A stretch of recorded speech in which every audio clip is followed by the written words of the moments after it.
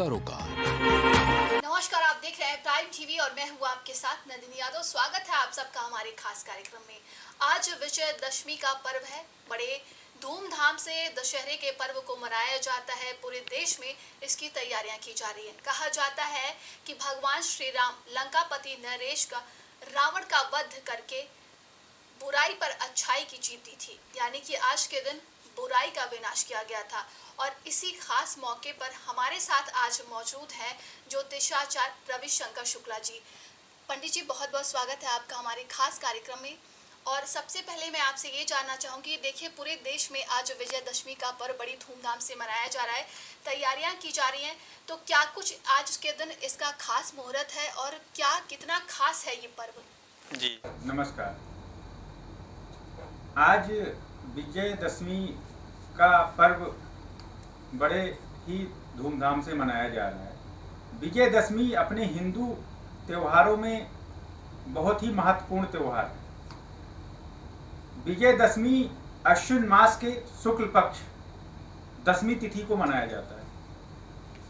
हालांकि जो दशमी तिथि है वो कल 23 अक्टूबर 2023 को शाम को 5:44 पर ही आरंभ हो गई थी, जो आज दोपहर 3:39 तक था। लेकिन अपने हिंदू शास्त्र में, हिंदू ग्रंथों में मान्य है कि उदया तिथि को लेते हैं, जब भगवान सूर्य निकलते हैं उस समय की तिथि लेते हैं। इसलिए विजयदशमी का पर्व आज मनाया जा रहा है। आज 11:29 से और 12:19 तक अभिजीत मुहूर्त था। अभिजीत मुहूर्त में कोई भी कार्य अगर व्यक्ति अपना व्यापार, प्रतिष्ठान या किसी प्रकार का वो उसका पूजन करता है, साथ ही उद्घाटन करता है, तो उसमें जरूर विजय प्राप्त होता है। विजयदशमी क्या है कि रावण का वध कर मर्यादा पुरुषोत्तम श्री राम ने आज ही के दिन उनका वध कर असत्य पर सत्य की जीत का डंका बजाया था। साथ ही उन्होंने माता सीता को आजाद कराया था। जो रावण अपने माता सीता को हरण कर लंका में कई महीनों से रखे हुए थे, उनको भगवान श्री राम ने आजाद भी कराया था। साथ ही आज विजयदशमी का पर्व इसलिए भी खास है कि 9 दिन और 10 रात्रि का संघर्ष के बाद महिषासुर का मां दुर्गा ने वध किया था, इसलिए भी खास है विजयदशमी। पंडित जी, हम जानना चाहेंगे कि दशहरे के दिन पूजा का क्या कुछ विधि विधान होता है, किस तरीके से पूजा पाठ किया जाता है आज के दिन? देखिए, वैसे तो अश्विन मास की प्रतिपदा से ही, शुक्ल पक्ष की प्रतिपदा से ही शुरुआत हो जाता है जी। जो माँ दुर्गा के 9 अलग अलग स्वरूपों की लोग विधि विधान से पूजा करते हैं। महाअष्टमी को लोग हवन करते हैं, नवमी को भी हवन करके कन्या पूजन करते हैं। उसी क्रम में दशमी को भी कुछ लोग कन्या पूजन के साथ हवन यज्ञ करते हैं। इस दिन शस्त्र पूजा भी किया जाता है। वो शस्त्र आपके किसी भी कार्य का हो, चाहे हमारे सेना के जवानों का शस्त्र हो या हम सभी के सुरक्षा में इस्तेमाल होने वाला दंड हो, किसी भी प्रकार का शस्त्र होता है, उसकी पूजा करनी चाहिए। क्योंकि भगवान श्री राम, माँ दुर्गा जितने भी अपने भगवान हैं, जितने भी राक्षसों का, दुराचारियों का वध किया है, सबका शस्त्र से ही वध किया है। तो आज के दिन शस्त्र की विधिवत पूजा करनी चाहिए। और अगर आप अपना व्यापार कर रहे हैं, नौकरी कर रहे हैं या कोई भी कार्य अपना कर रहे हैं, तो उसकी भी विधिवत पूजा करनी चाहिए। इससे क्या होता है कि वर्ष भर आपको विशेष लाभ मिलता है और आपके कार्य में दिन प्रतिदिन बढ़ोतरी होती है। पंडित जी, राशियों का क्या कुछ प्रभाव पड़ता है आज के दिन? जैसे देखिए, नवरात्रि जो होता है वो 4 नवरात्रि होता है जी। हिंदू नववर्ष जब प्रारंभ होता है उसी समय चैत मास में पहली नवरात्रि आरंभ होती है। दूसरा आपका आषाढ़ में होता है जिसको गुप्त नवरात्रि कहते हैं, और तीसरा जो आपका होता है वो अश्विन मास में होता है जिसको शारदीय नवरात्रि भी कहते हैं, और चौथा माघ में होता है वो भी गुप्त नवरात्रि होता है। अभी दो नवरात्रि के बारे में हम सारे लोग जानते हैं, लेकिन दो नवरात्रियों के बारे में संत महात्मा या बड़े विद्वान को ही जानकारी होती है, या जो लोग उसमें रुचि रखते हैं उनको होती है। अभी जो शारदीय नवरात्रि अपना चल रहा है, इस खत्म हुआ है, शुरुआत हुआ था, इसमें हर बार माता जी अलग अलग वाहन से आती हैं। उससे क्या होता है कि अपने जीवन पर क्या प्रभाव पड़ेगा। इस बार जो माता जी का वाहन था वो हाथी था।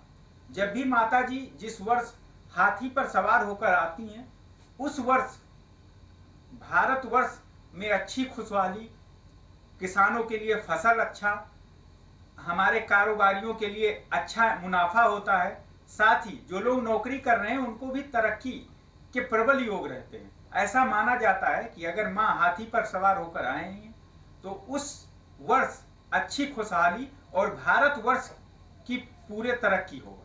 तो पंडित जी, आज के दिन किस तरीके से पूजा पाठ करें कि इस विशेष पर्व पर लोगों को लाभ मिल सके? देखिए, आज दो चीजें हैं। एक तो माता दुर्गा ने महिषासुर का वध किया था जी। तो माँ देवी का भी आप उपासना कर सकते हैं जी। साथ ही मर्यादा पुरुषोत्तम श्री राम जी ने भी लंकेश का वध किया था जी। जो बहुत ही दुराचारी लोगों पे अत्याचार करना उनकी प्रवृत्ति थी। तो आप भगवान श्री राम का भी विधिवत पूजा कर सकते हैं, राम स्रोत का पाठ कर सकते हैं, हनुमान जी की पूजा कर सकते हैं, माता जी की कवच। अभी देखा जाए तो नवरात्र में लोग दुर्गा सप्तशती का पाठ करते हैं, तो दुर्गा सप्तशती का पाठ अच्छा है, माता का सारी कथाएं उसमें वर्णन है।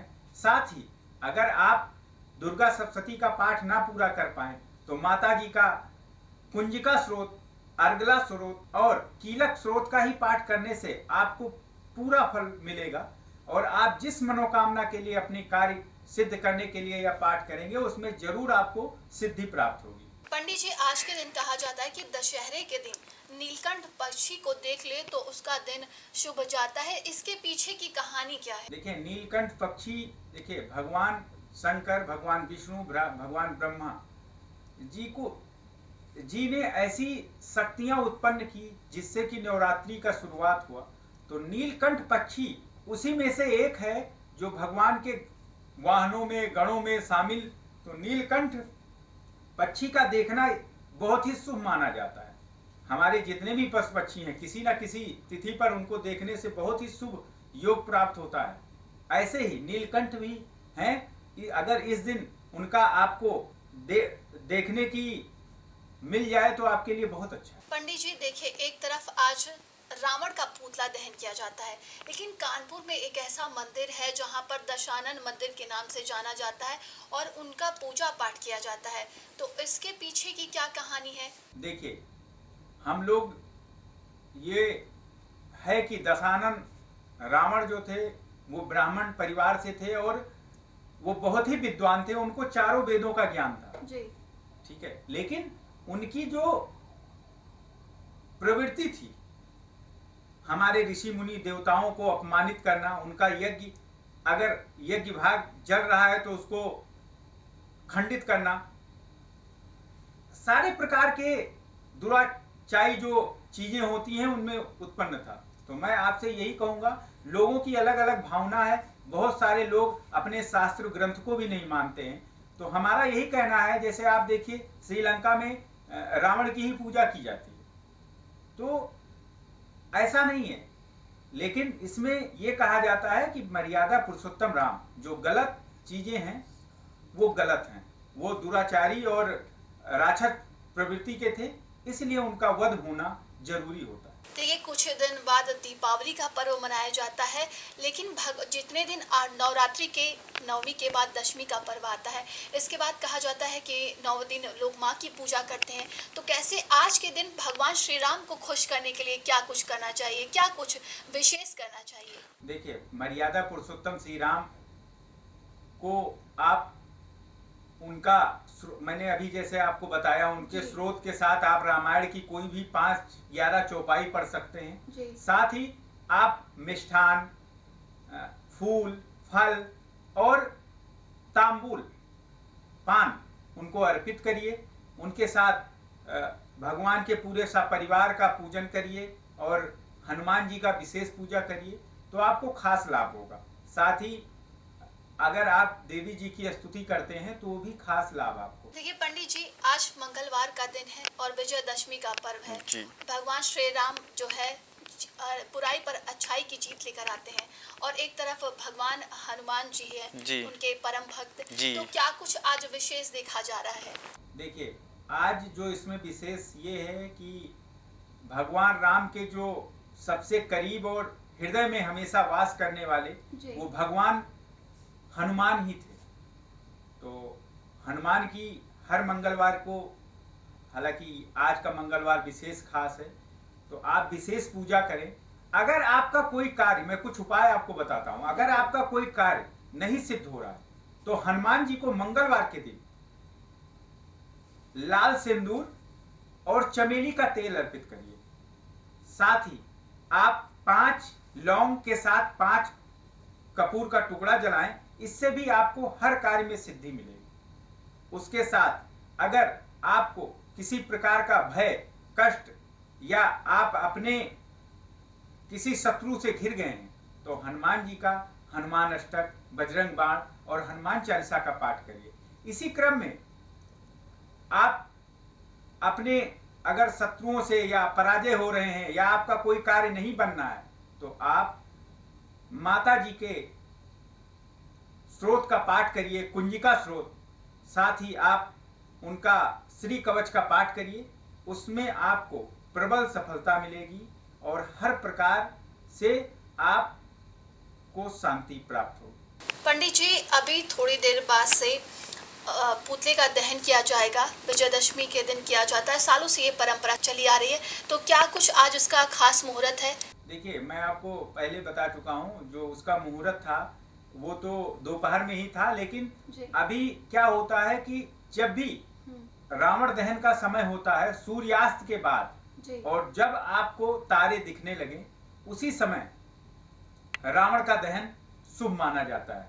उसी समय आप सभी को रावण दहन करना चाहिए। पंडित जी, जिस तरीके से आपने राशि फलों के बारे में बताया, तो किस तरीके से आज जो जिन राशियों पर पूरा प्रभाव पड़ा, किस तरीके से वो पूजा पाठ करें कि इसका विशेष लाभ ले सकें? देखिए, इस समय जो गोचर में है, गोचर में अभी तुला राशि में मंगल, राहु, सूर्य और बुध साथ में चल रहे हैं। तो इस समय वो अष्टम भाव में चल रहे हैं। अष्टम भाव मतलब रोग दोष के लिए होता है। तो इस समय मैं यही कहना चाहूंगा कि कैरियर वाइज या आपके व्यापार, कैरियर, नौकरी में तरक्की के लिए बहुत अच्छा समय है, लेकिन आपको वाहन से सावधान रहना होगा। वाहन आप कम स्पीड में चलाएं। साथ ही आपको अगर किसी प्रकार का अस्वस्थ महसूस हो रहे हैं तो उसका आप तुरंत इलाज करें या निवारण करें, क्योंकि अष्टम में मंगल के साथ राहु, सूर्य, बुध का चलना कोई ना कोई बीमारी का संकेत आपको हो सकता है। तो उससे आपको अपने खान पान पर विशेष ध्यान देना होगा। साथ ही आपको भगवान प्रभु श्री राम, हनुमान जी की, भगवान शिव का विशेष आराधना करना चाहिए, जिससे आपको लाभ मिलेगा। पंडित जी, आज के दिन के हिसाब से किन किन राशियों के लिए शुभ मुहूर्त दिख रहा है? किस तरीके से वो आप अपने वो जो राशियां हैं शुभ मुहूर्त का लाभ उठा सकें? देखिए, अभी क्या है कि शनि इसी माह के पहले सप्ताह में मार्गी हुए हैं। अभी वो अपने खुद की राशि कुंभ राशि में वक्री चल रहे थे, उल्टा चल रहे थे। तो काफी लोगों को संघर्ष भरा रहा होगा इधर कुछ महीने, लेकिन अभी चेंज होने से कई लोगों को विशेष लाभ होगा। खासकर मेष राशि वालों के लिए थोड़ा गाड़ी घोड़ा अगर आप चला रहे हैं तो उसको सावधानी से चलाएं। साथ ही आपके व्यापार के लिए बहुत अच्छा समय है। उसके साथ अगर वृषभ राशि आपकी है तो वृषभ राशि वालों के लिए यह जो सप्ताह चल रहा है वो खास अच्छा है, क्योंकि आपके तुला राशि में 4 ग्रह गोचर कर रहे हैं, तो आपको व्यापारिक लाभ हो सकता है, साथ ही आपको पारिवारिक सुख भी मिलेगा। बात करें तीसरी राशि मिथुन राशि, मिथुन राशि वालों के लिए यह समय बहुत ही अच्छा है।